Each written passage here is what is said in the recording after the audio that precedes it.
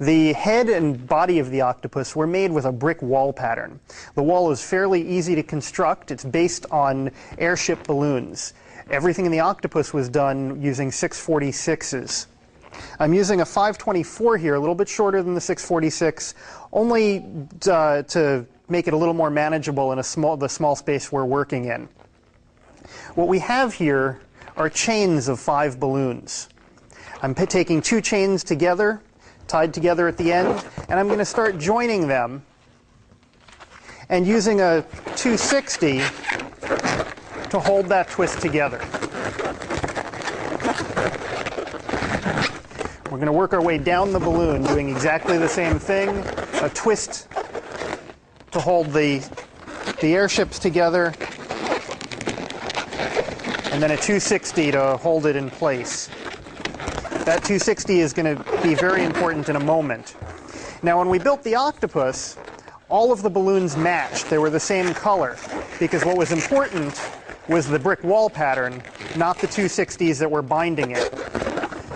For the sake of demonstration, we're using different colors to allow you the opportunity to actually see what's going on and follow the pattern carefully.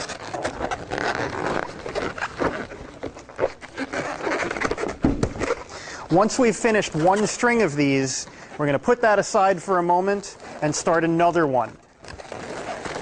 You'll notice on this particular string, this first string, the bubbles sticking out the bottom are quite small. We could have actually just tied a knot with the 260 so it sticks up, having no bubble at all there. On this next string, however, we're going to leave a fair amount of space. The reason for that will become obvious in a minute when we go to put the two together.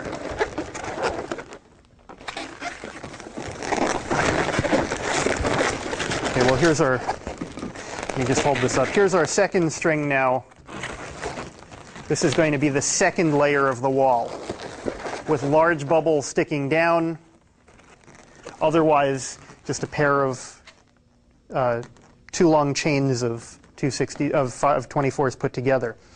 Another difference between what I'm showing here, demonstrating on a small scale, and on the octopus, is the octopus was round. So rather than just having a straight line, we had large circles like this, also just double chains, closed off and joined together in exactly the same way.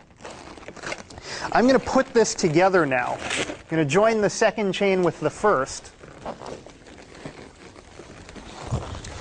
And like in a brick wall, we're going to offset the balloons by half. So you can see now how the second row is extending past the first one.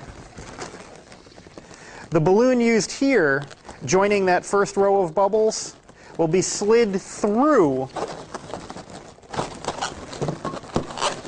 that second chain, trapped. So that balloon is trapped between 2 balloons above it. And here's where I was saying that it's important to have the long bubble sticking down on the second row, because that bubble will also be trapped inside the first row of balloons.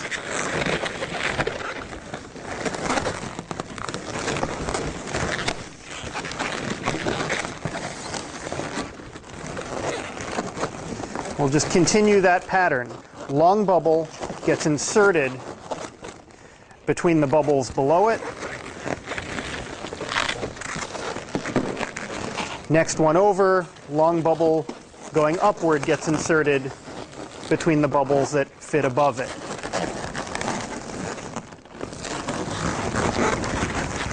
Last one, same thing. Insert it.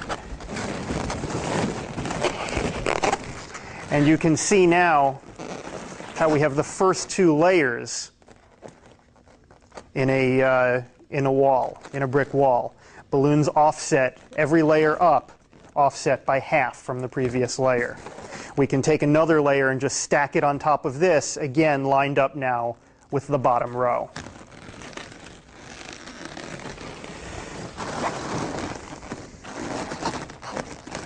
The same pattern just gets continued from the bottom up.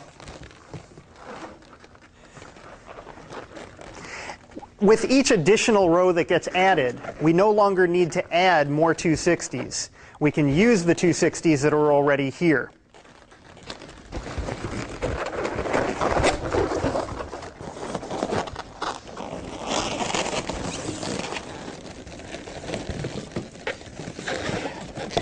I'm twisting my airships together as we go, either trapping the 260 between them or twisting a 260 if it comes up and lines up with knots. We trap that one in the middle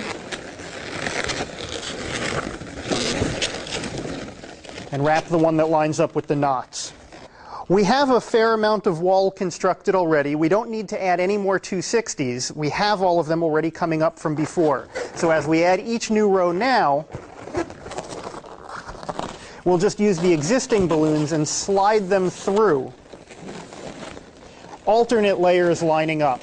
This layer lined up with the 2 below.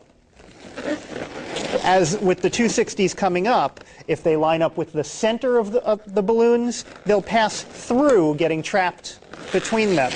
If the 260 coming up lines up with a knot, it'll get twisted on.